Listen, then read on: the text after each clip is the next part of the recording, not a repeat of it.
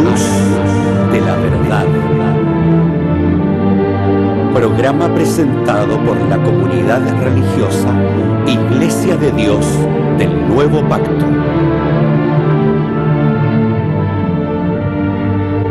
Millones de personas en el mundo piensan que la Biblia es la palabra del único y verdadero Dios. En la actualidad, este libro ha sido traducido a más de 2000 idiomas y dialectos, y se calcula que se han editado unos 6.000 millones de ejemplares. Ningún otro libro que se haya escrito ha ejercido tanta influencia en la sociedad como la Biblia. Sin embargo, su lectura no ha reportado la felicidad ni los beneficios que se esperan de ella. Conozca a través de este programa el porqué de esta situación y lo que verdaderamente enseñan las Escrituras.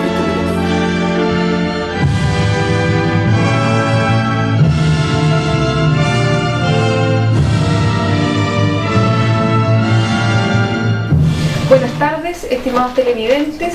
Nos encontramos en un nuevo programa A la Luz de la Verdad y en esta ocasión especial recordarles, ¿no es cierto?, que pueden asistir a nuestro servicio de adoración en Aníbal Pinto 370, esquina Carrera, en San Rosendo, a nuestro servicio de oración a las 11:30 y 16 horas del día sábado. También pueden visitarnos en nuestra página web www.idnp.cl.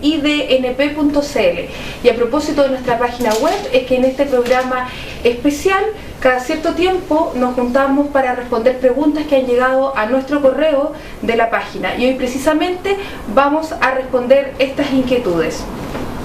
Partimos con la primera pregunta que se ha repetido en bastantes ocasiones y que hoy nuevamente la retomamos. Hermano Ariel, ¿qué es la esencia de la fe? Bueno, Hebreo es una carta que, si ustedes la ven desde su perspectiva de inicio, no tiene salutaciones. Entonces, Pablo aquí entra directamente ya a conversar con los hebreos, porque ellos ya conocían este tipo de fe y este tipo de doctrina. Pero yo me quiero basar principalmente en Hebreos capítulo 11, cuando dice: Es pues la fe la sustancia de las cosas que se esperan, la demostración de las cosas que no se ven. Verdaderamente es lo esencial de nuestra vida, es lo esencial de lo que nosotros practicamos ahora, porque la fe no es un sentir. La fe no es que yo me sienta, y principalmente como lo hace la iglesia protestante, que yo siento un gozo en este momento y siento principalmente que Dios a través de un instrumento. No, la fe es otra cosa. La fe es verdaderamente esta sustancia que es la esencia de lo que nos enseñó Cristo, y también nos enseñó a través el Hijo de Dios, a través de toda la humanidad, porque dice: porque por ella alcanzaron testimonio los antiguos. Entonces el versículo 2 del capítulo 11 eso dice, y ahí después empieza ya todo el desarrollo de esta pregunta. Dice: porque por la fe entendemos haber sido compuestos en los siglos por la palabra de Dios, siendo hecho lo que se ve de lo que no se veía. Entonces se nos mostró verdaderamente la verdad, esta estructura, y se nos mostró para que fuera verdaderamente la esencia también en nosotros, o sea, esa sustancia que nos tiene que mantener a través de lo espiritual. Entonces eso es más o menos lo que quiero plantear a través de la pregunta número 1. Usted leyó un verso ahí que es el número 2, ¿lo podría repetir? Porque por ellas alcanzaron testimonio los antiguos. De acuerdo a ese versículo, ¿podemos decir, pastor, que la fe que se practica hoy en las iglesias es la misma fe que practicaban los primeros cristianos? Bueno, mira, yo en esto tengo algunos problemas. El problema es que las palabras como tales, ¿no es cierto?, son simplemente signos, y toman una idea, ¿no es cierto?, de acuerdo al contexto en que se encuentra. Si nosotros miramos la Sagrada Escritura, nos vamos a dar cuenta de que hay dos percepciones respecto a lo que es la fe. La primera percepción la podemos encontrar al leer, por ejemplo, Romanos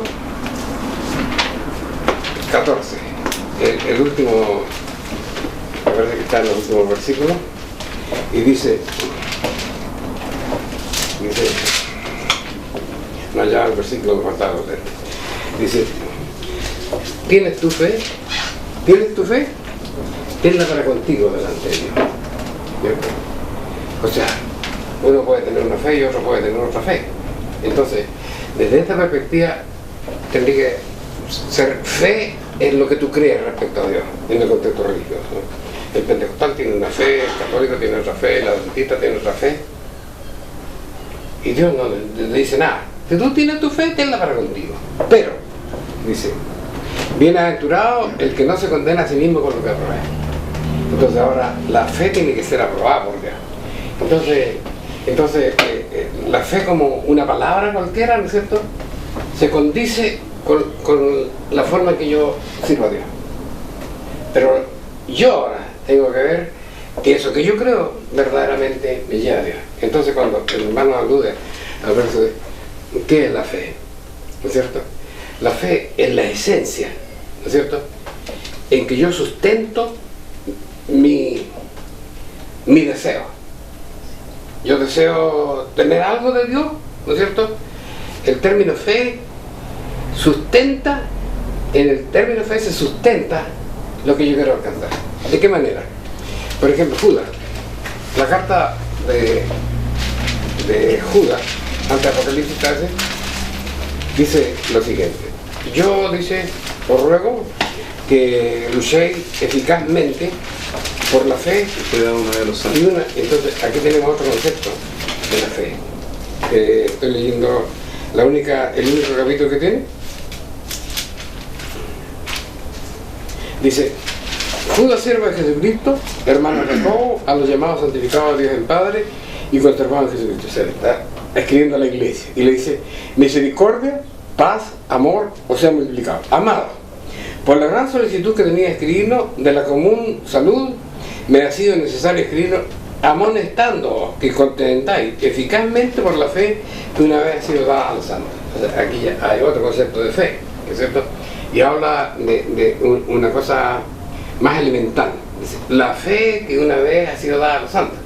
Entonces, primero que todo, tengo que descubrir quiénes son los santos, porque no, en este caso no se está refiriendo a nosotros, sino que se está refiriendo específicamente a gente que él le mostró algo. Y cuando leemos nosotros, por ejemplo, el capítulo 20, el capítulo 19 del libro del Éxodo, dice de la siguiente manera, hablándole ahora a los esclavos que habían sido liberados de Egipto, que están ahora en el monte de Sinaí, ¿no es cierto? Y le dice, el verso 4 adelante: vosotros visteis lo que hice a los egipcios y cómo os tomé sobre alas de águila y os he traído aquí. Ahora pues, si diereis oído a mi voz y guardar mi pacto, vosotros seréis mi especial tesoro sobre todos los pueblos de la tierra, porque mía es toda la tierra. Vosotros seréis mi reino de sacerdotes y de gente santa. O sea, estos son los santos. Entonces dice Judas, la fe que una vez le fue dada a los santos. ¿Y cuándo fue esto? Cuando ustedes ven, por ejemplo, en Nehemías, capítulo 9, versículo 6 dice: sobre el monte de Sinaí descendiste y hablaste con ellos del cielo y dísteles juicio justo, mandamientos rectos y le hablaste del sábado tuyo santo. Entonces aquí está aludiendo a una cosa bien específica. El apóstol Judas dice: vosotros debéis luchar por este conocimiento que una vez, por esta fe que una vez le fue entregada a su pueblo. Entonces cuando la Biblia dice, Pablo dice, esta es la sustancia de las cosas de Dios, ahí está la ley de Dios, es la esencia que sustenta mi creencia. Es como yo digo, yo creo que este mes voy a pagar esta deuda, pero la plata no me cae del cielo. Yo digo eso porque estoy trabajando o porque sé que voy a recibir un dinero, ¿no es cierto? Yo creo que Dios va a responder a mis necesidades porque yo estoy cumpliendo su palabra, ¿no es cierto? Porque, por ejemplo, tenemos el caso de Proverbios capítulo 10, dice: porque el que aparta su oído para no oír la ley de Dios, su oración es abominable. Entonces yo tengo que estar cierto de que yo no he apartado mi oído para desechar la ley de Dios. Entonces ahí se demuestra por qué la fe es la sustancia, porque es el sustento de lo que yo espero de Dios. Y la ley es el sustento de la fe. Entonces, ¿cuál era la pregunta? La pregunta decía, si creo yo que la fe que se practica hoy en la iglesia es la misma que practicaban los primeros cristianos. De ninguna manera. De ninguna manera. Fíjate que hay cosas tan curiosas como esta. Por ejemplo, ¿cómo discutirle a la iglesia católica que Pedro fue el primer papa de la iglesia cuando tienen la enciclopedia que tú consultes? Dice que Pedro fue el primer papa de la iglesia. Pero yo miro esta cosa. ¿Quién era Pedro? Pedro era perseguido por el Imperio Romano. Era aborrecido porque era de la iglesia de Dios. Entonces, se da una oración en Mateo 16 que están juntos los discípulos. Entonces, el Señor Jesús dice, ¿y quién cree la gente que es el Hijo de Dios? ¿Quién es el Mesías? Entonces, Pedro le dice, no se sabe. Algunos creen que Juan, otros creen que fue un profeta. ¿Y ustedes quién dicen que soy? Yo. Entonces, tú eres el Hijo del Dios viviente. Entonces, Pedro sabía quién era Jesús. Y resulta que llegamos al concilio del año 325, la iglesia, los sacerdotes máximos de la iglesia, sentados ahí, entonces empiezan a discutir. ¿Qué discuten? Si Jesús era hombre o era Dios. O sea, Pedro, que sabía que era Dios y que fue el primer papa de la iglesia, no tuvo la responsabilidad de enseñarle a sus seguidores quién era Jesús, porque la iglesia en el siglo 325 no sabía, en el año 325 no sabía quién era Dios. Entonces ahí hay una cosa que es contradictoria y eso nos señala a nosotros que están mintiendo. Y si están mintiendo no nos pueden llevar a la verdad. ¿Viste? Entonces eso demuestra que la fe no es la misma. Ahora, por ejemplo, cuando nos encontramos a la gente, estamos en el mes de octubre. En 2 meses más vamos a estar metidos en la sonajera de la fiesta de la Navidad. ¿Qué celebramos en Navidad? Celebramos el nacimiento de nuestro Señor Jesucristo. ¿Quién lo dijo? La Iglesia Católica Apostólica Romana. ¿En qué parte de la Biblia está? Que nació el 25 de diciembre no está en ninguna parte. No está en ninguna parte. Ellos lo inventaron. Y ahí está la historia. Basta buscar la historia y saber, ¿no es cierto?, de que Jesús no nació el 25 de diciembre. Ahora, ¿cuándo la Iglesia determinó que Jesús nació el 25 de diciembre? La historia empieza en el año 324 y se consuma en el año 500. Ahí quedó determinado para todos los creyentes, para todos los cristianos, que Jesús nació el 25 de diciembre. Y la gente lo toma así como que si fuera la voz de Dios. Entonces, estas son las cosas que hacen, por ejemplo, que esto no funcione. ¿Sí? Para mí siempre ha sido esta situación. La religión no funciona. Por eso es que cada vez hay menos religiosos. Por eso que los jóvenes desechan la religión, por eso que los científicos, porque esto no resulta, pero no resulta porque la religión de ahora, el cristianismo de ahora, no es el cristianismo que practica la iglesia primitiva. Muchas gracias. Sí, todavía tenemos tiempo. Para seguir con el mismo tema de la fe, ¿cómo podemos entender el pasaje de la Biblia que nos dice que la fe sin obras es muerta? Sí, para cualquiera de los dos. Para cualquiera de los dos pueden responder sin problema. Bueno, la fe sin obras es muerta. Aquí en el seno de la iglesia se presentó una discusión, ¿no es cierto? Si guardamos lo que ellos dicen, la ley de Moisés o no la guardamos. Entonces, la gente dice que la fe salva a la persona. Por fe y por gracia somos salvos. Y eso es don de Dios. Entonces, nosotros no tenemos que hacer absolutamente nada. Nada. Porque ni siquiera hay ley ahora. Pero como no hay ley, si hay pecado hay ley. Entonces, cuando dice la palabra la fe sin obras muertas, yo no puedo decir que tengo fe y permanecer en el pecado, ¿no es cierto? Y todo se concentra en ese término de 1 Juan capítulo 4, que dice el pecado, transgresión de la ley. Entonces existe ley, existe el pecado, ¿no es cierto? Entonces, para poder yo tener una fe que realmente me rinda beneficio, tengo que orar, y tengo que orar luchando contra el pecado en mí mismo. Esa es la esencia, creo yo. Vamos a continuar con la siguiente pregunta, ya cambiando un poco de tema. ¿Puede la actitud de una persona estimarse correcta si cree en Dios pero no cree en las iglesias? las iglesias. Bueno, de todas maneras, no hay las iglesias, hay una iglesia. Y la iglesia es la iglesia que fundó nuestro Señor Jesucristo. Ahora, ¿cómo, la pregunta, porque nosotros también tenemos un apunte ahí, decía, ¿puede la actitud de una persona estimarse correcta si cree en Dios pero no cree en las iglesias? Bueno, creer en Dios, de la única manera que estuviera correcta sería que creyera en Dios, creyera en su mandamiento, creyera en la doctrina, pero verdaderamente no creyera en lo que hoy presenta en la sociedad la iglesia, porque la iglesia no presenta verdaderamente lo que dice la palabra de Dios, no representa lo que es Éxodo 20, porque en Éxodo 20 principalmente sabemos todos que la Iglesia Católica cambió el sábado por el domingo, que como lo decía nuestro pastor, entre el concilio de Nicea y el concilio de la Odisea pasaron los mayores cambios que existieron en la sociedad cristiana, y principalmente cambiaron la Pascua, ahora no es la muerte de Cristo sino la resurrección. Entonces pasaron todas estas cosas. Las personas verdaderamente ahora van a la iglesia, y a nosotros nos lo han dicho, hermanas llegan, nos dicen, y nos han dicho personas cuando conversamos con ellas, dicen, la reunión hoy día no estuvo buena. ¿Y por qué no estuvo buena la reunión? Porque no se manifestó el Espíritu Santo de Dios.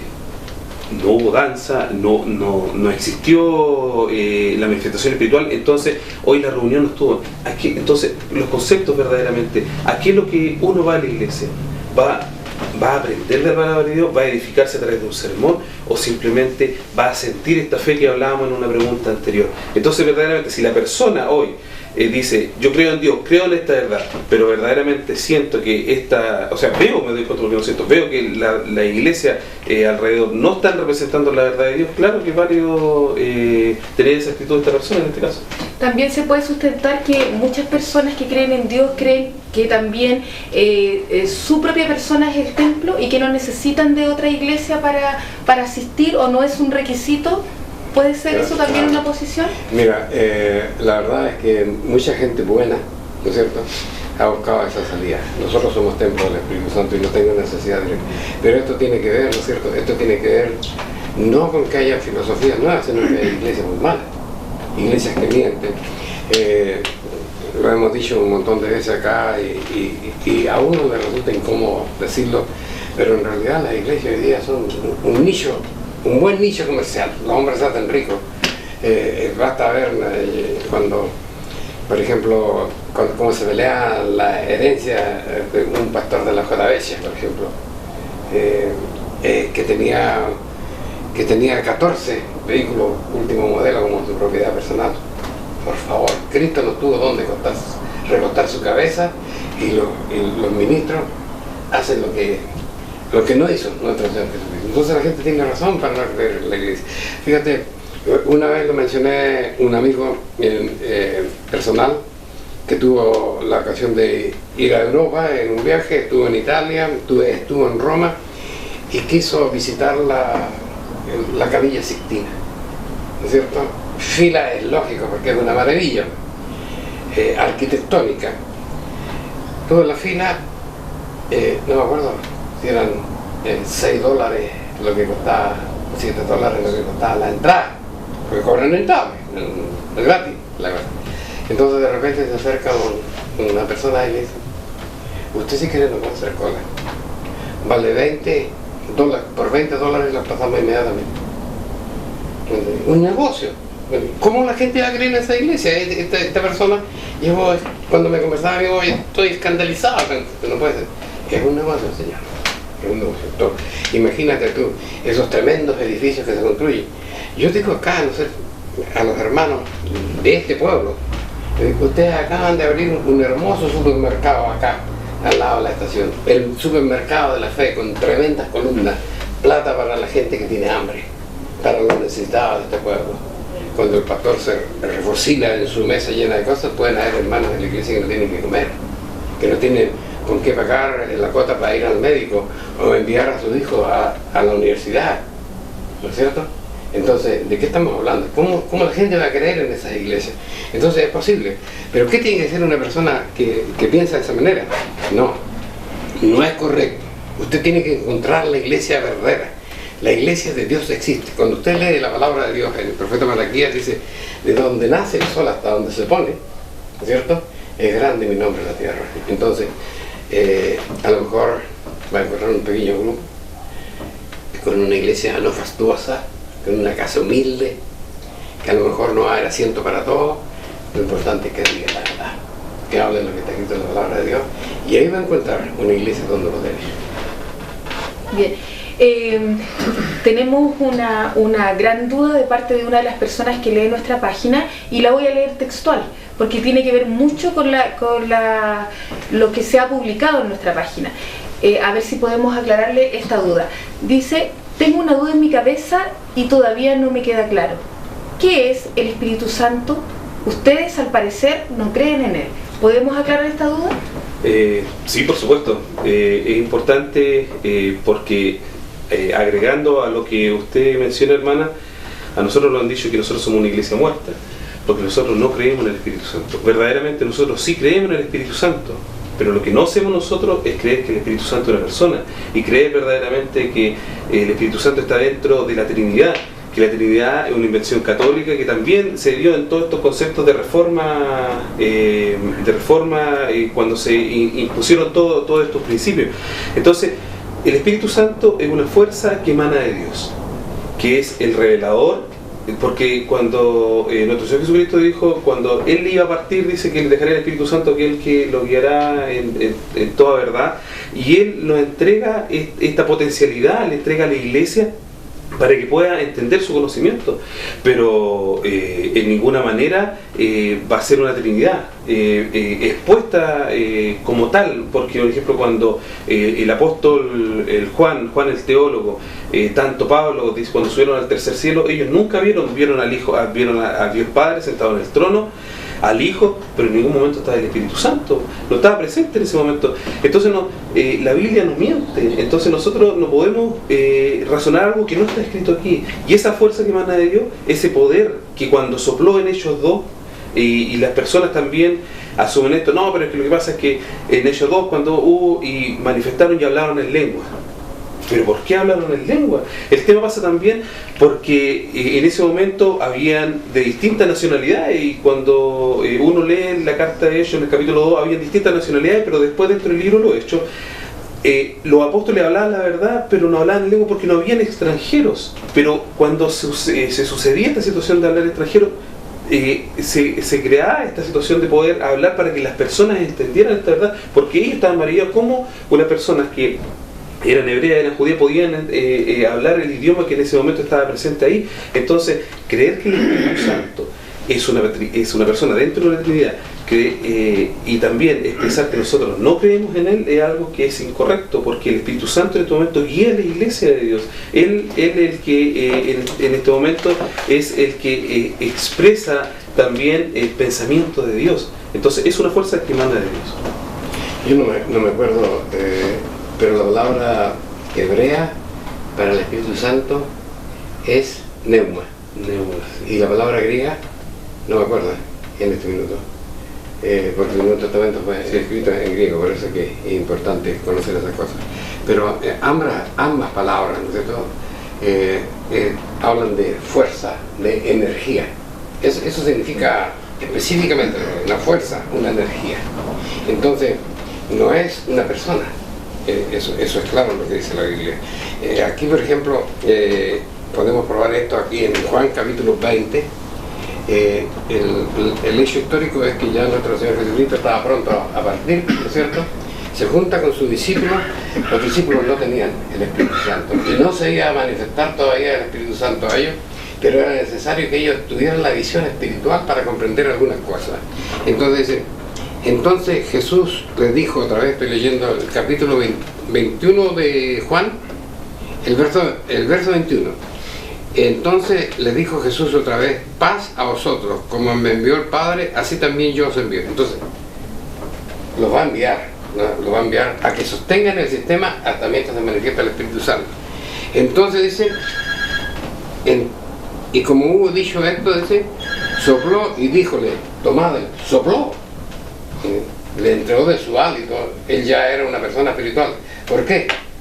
Porque había resucitado. Entonces sopló sobre ellos, dijo, y le dijo, tomad el Espíritu Santo. y les da la autoridad. A los que repitieren los pecados les serán remitidos y a quienes los retuvieren serán retenidos. Entonces, la Biblia demuestra en muchas partes, ¿no es cierto?, que el Espíritu Santo no es una persona, existe el Espíritu Santo. La Iglesia en lo que no cree son las manifestaciones del Espíritu Santo, y tenemos muchas razones para no creer en las manifestaciones del Espíritu Santo, porque hay cosas como esta, por ejemplo, bien que las iglesias no conozcan todo el espectro de la ley de Dios revelada en el Pentateuco, pero los 10 mandamientos son todas las personas lo conocen, y ahí dice, acordarte del día de reposo para santificarlo, ¿cierto? Y ellos están llenos del Espíritu Santo, y el Espíritu Santo no les combina a que les digan a sus pastores y a sus predicadores, están guardando una fiesta instituida por la Iglesia Católica, Apostólica, Romana, que hizo desertar de la conciencia del mundo la ley de Dios. Entonces, ¿cómo los que están ahí danzando no le pueden decir a su pastor eso? Eso no creemos nosotros. Fíjate que cosas tan simples, bueno, a lo mejor equivocado en decir simple, pero el hecho de que cuando llamó el apóstol Pablo, me parece que está por ahí por el capítulo 16 de los Hechos, llamó a los ancianos de las iglesias de Asia, porque se iba a Roma preso ya.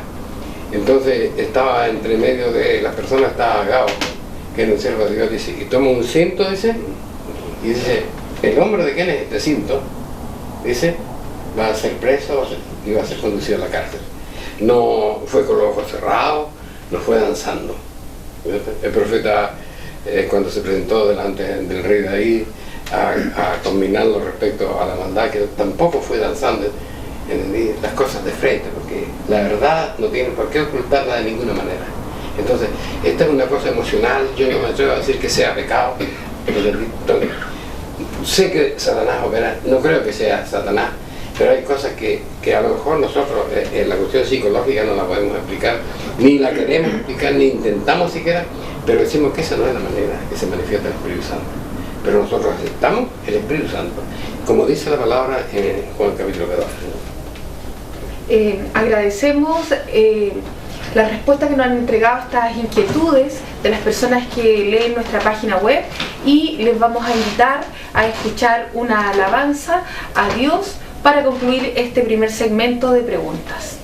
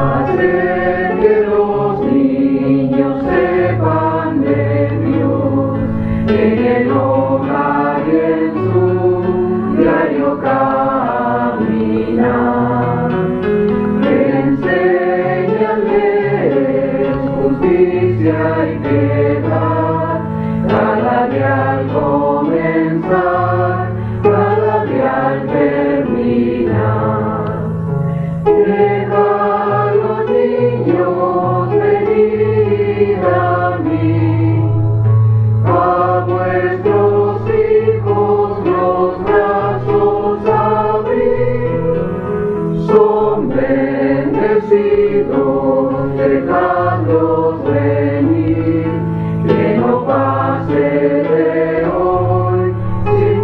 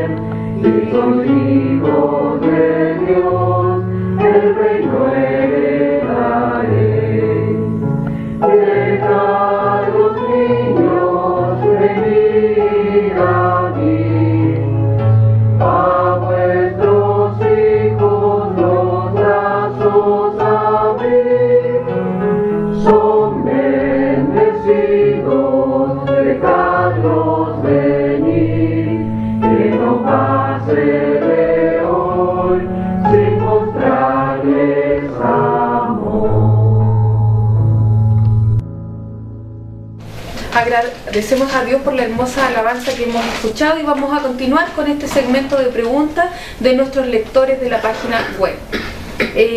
Hay un lector que nos cita textual una situación dada en la Biblia que se las leo a continuación.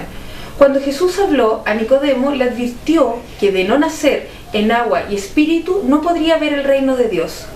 Ahora bien, al bautizarme, ¿ya nací de agua y espíritu? Bien, la Escritura menciona esto y me gustaría poder leer este acontecimiento que está en el libro de Juan, en el capítulo 3, y quiero ir leyendo algunos versículos para poder ir comentando junto con ustedes en casa. Respondió Jesús, voy a leerlo desde el primero para que podamos entender el contexto. Y había un hombre de los fariseos que se llamaba Nicodemo, príncipe de los judíos. Este vino a Jesús de noche y díjole, Rabí, sabemos que has venido de Dios por maestro. Dice, porque nadie puede hacer estas señales que tú haces si no fuese Dios con él. Y respondió Jesús y díjole, de cierto te digo, que el que no naciera otra vez no puede heredar el reino de Dios. Entonces, Nicodemo hasta aquí no está entendiendo mucho el propósito de lo que le está hablando el Señor Jesucristo, porque él dice Nicodemo, ¿cómo puede el hombre nacer siendo viejo? ¿Puede entrar otra vez en el vientre de su madre y nacer? Y ahí nuestro Señor Jesucristo expone, respondiendo Jesús, de cierto te digo, que el que no naciere de agua y de espíritu no puede entrar en el reino de los cielos. Ahora bien, el nacer de agua todos sabemos que es la situación del bautismo. También argumentar de que no es este bautismo que todos conocen que es por aspersión, sino por inmersión, porque la palabra bapto significa sumergir. Entonces ese es el primer concepto que nosotros tenemos que manejar. Es cierto que no naciera de agua y de espíritu no puede heredar el reino de Dios. Ahora bien, el nacer de espíritu nosotros lo hemos relacionado principalmente cuando nuestro Señor Jesucristo, Dios lo resucita. Porque Él llega a través de un muro, una pared y dice, paz con vosotros, le dicen los apóstoles. Esa es nuestra potencialidad, a eso nosotros tenemos que alcanzar. O sea, el nacer de agua, que es el que cuando uno se bautiza, el arrepentirse de los pecados y todo lo que conlleva el proceso del bautismo, es una etapa.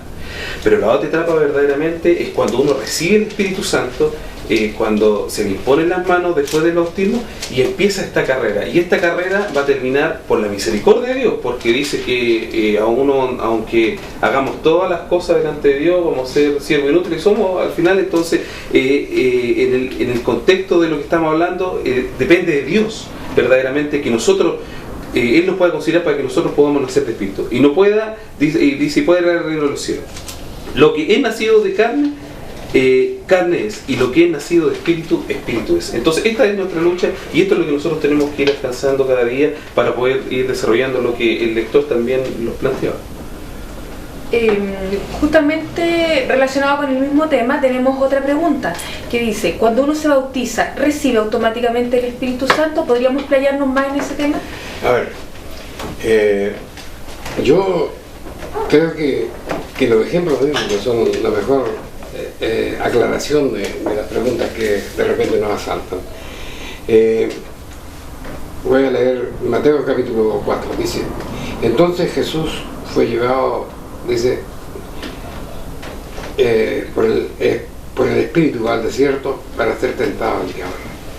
Y habiendo ayunado 40 días y 40 noches, después tuvo hambre. Y llegándose el tentador le dijo, si eres hijo de Dios, di que esta piedra se convierta en pan. Aquí, indudablemente que no es cosa de yo recibo el Espíritu Santo y estoy listo para heredar el reino de los cielos. Nuestro propio Señor Jesucristo, siendo el Hijo de Dios, fue probado. Fue probado. No significa que necesariamente tiene que venir Satanás, no, sino que Él aprobó que está en condiciones de ser fortalecido con el Espíritu Santo. El Espíritu Santo, tal como lo dijimos en la sección anterior, ¿no es cierto?, es el poder de Dios que obra en nosotros para que podamos convertirnos en verdaderamente hijos de Dios. Entonces, nosotros nos imponen las manos para recibir el Espíritu Santo. O sea, no es una cosa inmediata. Nosotros tenemos que probar que somos dignos de recibir. Entonces aquí hay dos cosas. El bautismo es la ceremonia que nos lleva al perdón de los pecados y nos deja aptos ¿no es cierto?, para ser parte de la Iglesia de Dios, para ser miembro de la Iglesia. El Espíritu Santo es el que nos va a acompañar durante todo el camino, para recibirlo, tal como lo dice nuestro secreto, porque dice, Satanás, dice, se acercó a él. ¿Cuándo se acercó? ¿Antes de los 40 días o después de los 40 días? Ya voy. Justamente. Durante. Después de los 40 días. Después. Tal como te dice. Sí. Después de los 40 días, no sé, entonces pasó un tiempo. Y eso significa que nosotros en un tiempo tenemos que demostrar, ¿no es cierto?, que verdaderamente sabemos apreciar el hecho de que Dios haya perdonado nuestro pecado y que tenemos ahora otro camino que seguir. Respecto a eso, tenemos también una pregunta.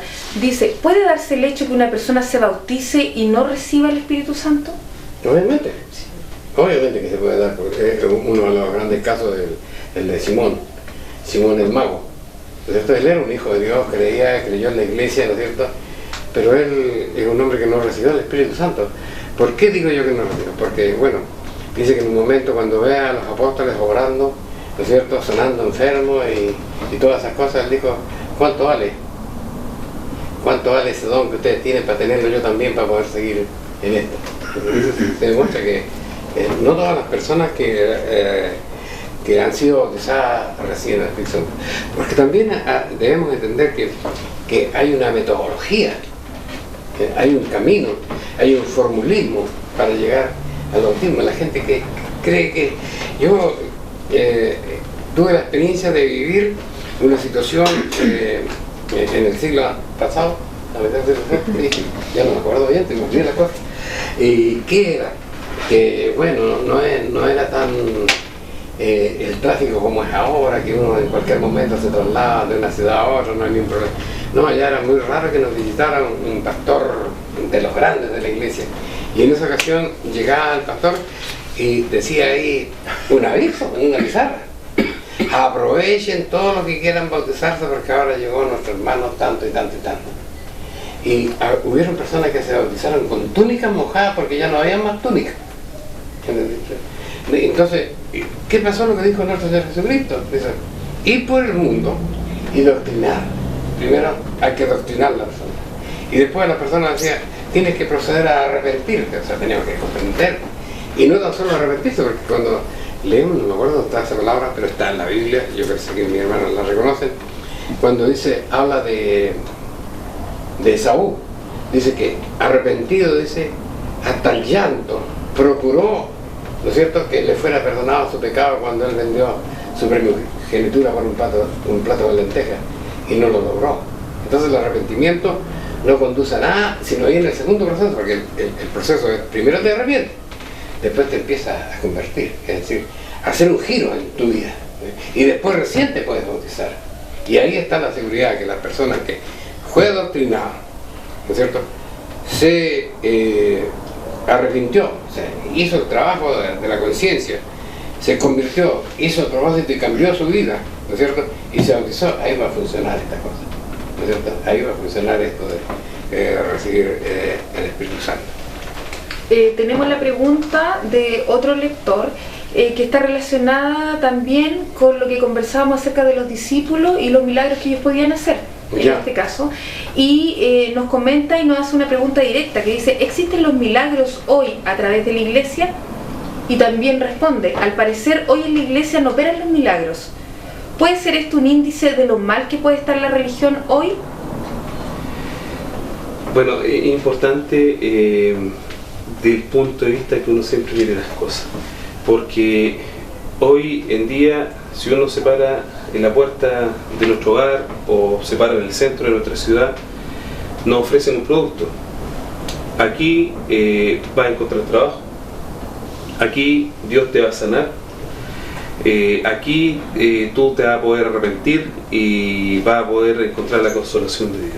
Entonces nos ofrecen este producto. Entonces es cierto que la iglesia propone esto, y después ese es el gancho para poder captar. Entonces es tanta la sociedad, el sufrimiento que hay en esta sociedad, que en el fondo la gente va y agancha. Pero los milagros dentro de la iglesia, y los milagros precisamente dentro de la iglesia de Dios, sí se dan. Pero también uno está en esa relación tan delicada que de la persona, en este caso de esta persona que pide la sanación o pide el milagro delante de Dios. Porque dice la palabra de Dios, dice, si viene algún enfermo, dice Santiago, del libro de Santiago dice, traerlo delante de un anciano y imponerle las manos con aceite. Ese es el proceso que dice la Escritura. También está ahora la condición, aquí eran dos condicionantes. Primero, desde la perspectiva de la persona que está enferma, en este caso. Su arrepentimiento o la necesidad o el contacto que tenga con Dios, que principalmente es lo que verdaderamente se tiene que buscar. Segundo, que la persona que pueda imponer la mano en este caso también sea una persona digna delante de Dios, que también opere de acuerdo a los principios de Dios, y así se conlleva se cierra este círculo para que Dios al final, porque la persona no hace milagros. Aquí ese es el otro punto que hay que aclarar, los milagros los hace Dios. La persona que en este momento, en el momento que impone las manos para que se cumpla lo que dice la Biblia, es realmente el representante acá, pero el que hace verdaderamente el milagro y el que tiene que oírla, y el que oye las palabras del enfermo es Dios. Entonces, verdaderamente así debe operar de acuerdo a la Escritura. Y hoy en el fondo se ha dado esta situación de un poco como de desprestigio por esa situación, porque verdaderamente las personas en la calle ofrecen eso, ofrecen de que la iglesia se produce sanidades, se producen milagros, el de que venga porque verdaderamente aquí encontrar vida a través de eso. Muchas gracias, hermano Ariel. Yo creo que hay que ver otras cosas, ¿no? Aquí llama la gente milagro, ¿no es cierto? Tal vez quieren ver una historia parecida a la que hizo nuestro Señor Jesucristo, o que hicieron los apóstoles. Recuerdo si estaba Pedro o estaba Pablo ahí, y dice que el niño estaba mirando en la azotea, en alto. Dice, y como todos los que escuchan la palabra se quedó dormido y se cayó, y lo llevaron y lo ungieron y sanó. Bueno, la iglesia por supuesto no hace milagros. Los milagros, tal como dijo nuestro hermano, los milagros los hace Dios. Una vez nos visitó un pastor a nosotros, y uno como predicador de la palabra de Dios le gustaría tener respuesta para todas las personas, y ese pastor me dejó callado. Y el otro día me encontré con un hermano y le dije, bueno, ¿has visto al pastor? No voy a decir su apellido. ¿Has visto al pastor tanto? Sí, me dijo, ahí se estuvo acordando que le hice una pregunta a usted y me dejó callado. Y claro que me dejó callado porque ustedes son guardadores de la ley. Sí. ¿Cuántos milagros ha hecho? Cuénteme uno. Y no tuve que contestarle si yo no hago milagros.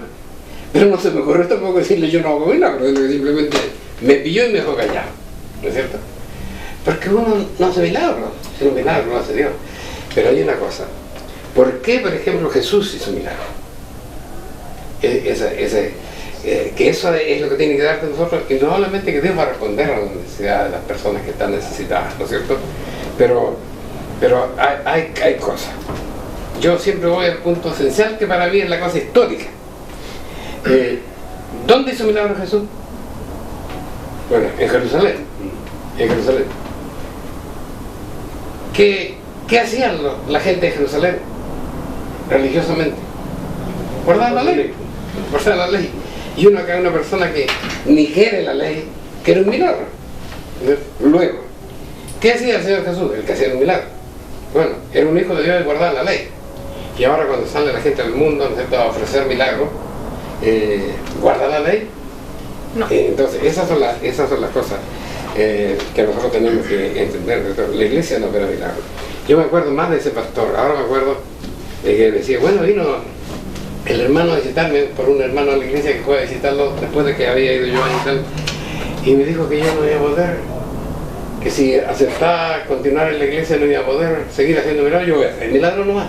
O sea, como que si él fuera dueño de eso. Pero ¿cómo? Y las cosas que yo digo, mañana voy a salir a hacer milagros, yo no, esto no opera así. Existen los milagros, dice la palabra de Dios, de que hay muchas cosas que nosotros podemos hacer. Pondréis la mano sobre los enfermos y estos sanarán, comeréis cosas mortíferas y no les dañará. Yo le preguntaría a los milagreros hoy día, ¿no es cierto? Tómate un poco de arsénico, porque esa es cosa mortífera. Entonces, tú que haces milagro, no tendrías que morir. Y lo quedo esperando. Y ahí me voy a quedar esperando y él de espalda. No me cae ni una duda. ¿Entendés? Porque esta cosa tenemos que entender. No todos los milagreros son hijos de Dios. Dice que estaremos un día delante del Padre y le dirán: Señor, en tu nombre hemos profetizado, en tu nombre hicimos milagros. Y él le dirá: no os conozco, apartados de mí, oradores. Entonces quiere decir que hay otro que está haciendo milagros. O sea, los milagros pueden ir del lado de Satanás y pueden ir del lado de Dios. Ahora, los milagros no se hacen por el pastor o por el que pone las manos, se hacen por la persona que está ahí, ¿no es cierto? Y capaz que por el pastor no se haga un milagro, porque dice la palabra de Dios: si tu pastor aparta su oído para no ver la ley de Dios, sus oraciones van a dominar. Entonces, capaz que no lo haga ni el pastor. Pero eso tiene que ver, ¿no es cierto?, siempre con nuestra relación con Dios. Muchas gracias. Un tema que la verdad despierta mucho interés en el mundo religioso y también en el mundo cristiano en general, tiene que ver con las profecías. Y aquí tenemos una pregunta de un lector, ¿no es cierto?, y que esperamos en honor al tiempo, ¿no es cierto?, poder responder de la mejor manera, más clara posible, pero también sintetizada. Dice: ¿qué profecías acerca del fin del mundo se están cumpliendo hoy? ¿Pastor? Me cuesta hablar poco. Me gusta hablar de la palabra de Dios. Hay muchas cosas que se están cumpliendo hoy. Basta mirar el capítulo 24 de Mateo. Dice, pero eso no significa aquí el fin. No es un tan, se acabó. No, es un proceso largo. Es que la gente cree que llega al fin y se acaba todo. No, no es así, es un proceso. Mira lo que dice la palabra de Dios. Dice, los discípulos preguntan: ¿cuándo serán estas cosas que cae el templo? ¿Qué señal habrá de tu venida? ¿Y qué señal habrá del fin del mundo? Hacen 3 preguntas en Mateo 24. Y él responde: vendrán muchos en mi nombre diciendo yo soy el Cristo, y a muchos engañarán.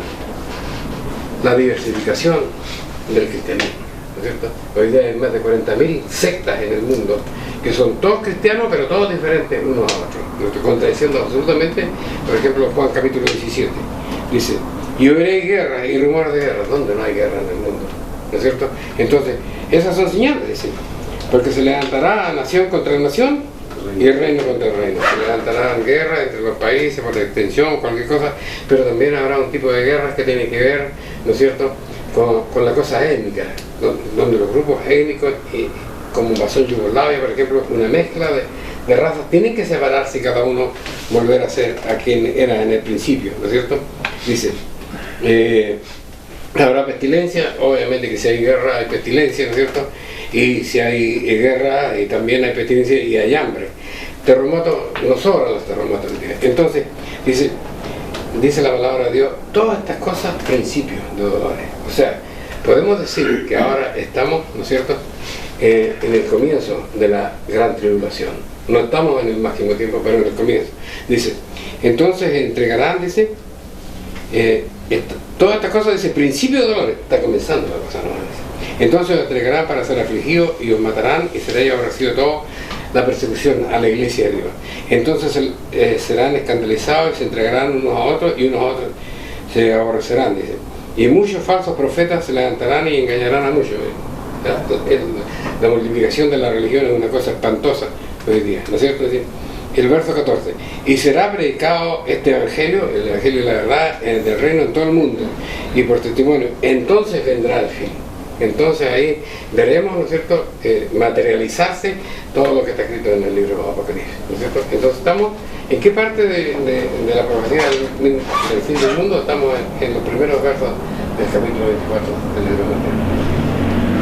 Esperamos de alguna manera haber clarificado algunas preguntas de nuestros lectores de la página web, y así como damos por finalizado este segmento de preguntas, y nuevamente nos encontraremos en una próxima oportunidad en nuestro programa A la Luz de la Verdad. Les recordamos, sí, seguirnos visitando y enviarnos nuestras inquietudes en nuestra página web www.ibnp.cl. Muchas gracias.